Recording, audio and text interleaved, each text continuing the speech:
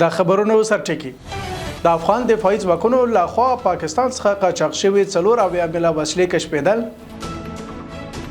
روسیا د سیمې د سوداګرۍ د ښه کېدو لپاره د هرمز تنګي پر ځای د افغانستان د ریل پټلۍ د کارولو غوښتونکي او د 19 فلسطینیانو جسدونه له خاورو او اوارو څخه راایستل کېدل. بسم الله الرحمن الرحیم. سلامونه درنو لیدونکو، د نن ورځ خبرونو ته ښه راغلاست. نن یکشنبه د زمري میاشتې 13 نیټه ده. زه نور احمد محمدي مو سپارم کړي بشپړ خبرونه ته.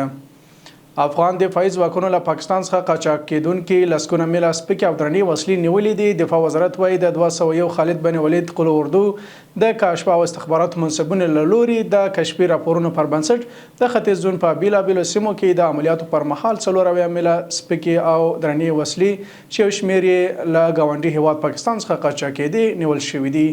په نیول شویو وسلو کې پیکاوي، کلشنکوفونه، M-16 تومانچې، هاوان، اګاس، تراسکوف او زرګونه فیره مهمات او پوځي تجهیزات شامل دي.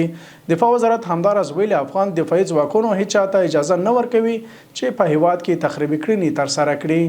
د 201 خالد بن ولید رضی الله تعالی عنه قل اردو اړوند د کشف استخباراتو مسؤلینو په ختیځ زون کې کشفي عملیات ترسره کړي دي چې په نتیجه کې 4 میله سپکې او درنې اسلحې، سلګونه پیره مهمات او نظامی تجهیزات نیولې دي.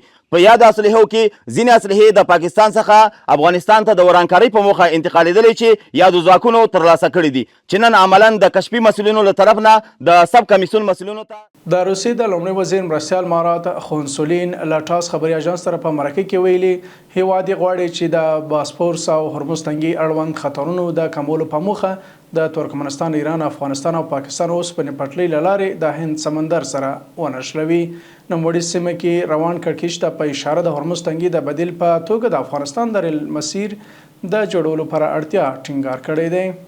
د اسلامي امارت ویاند مولوي صبیح الله مجاهد 1440 کال کې مخابرات او معلوماتي ټکنالوژي وزارت د لاسته راوړنو د تشریح پروګرام کې ویلي چې په لرې پرتو سیمو کې شاوخوا 350 مخابراتي سایټونه فعال شوي او 150 نور تر کار لاندې دي. نوموړي زیاته کړې د مخابراتي خدمتونو بنسټونو جوړولو او پراختیا په موخه 850 کیلومتره انټرنیټي شبکه غځول شوې ده او د مخابراتي سایټونو د کیفیت او وړتیاو لوړولو په موخه مخابراتي او انټرنیټي شرکتونو ته د ایبان فریکانسي ورکړل شوې ده.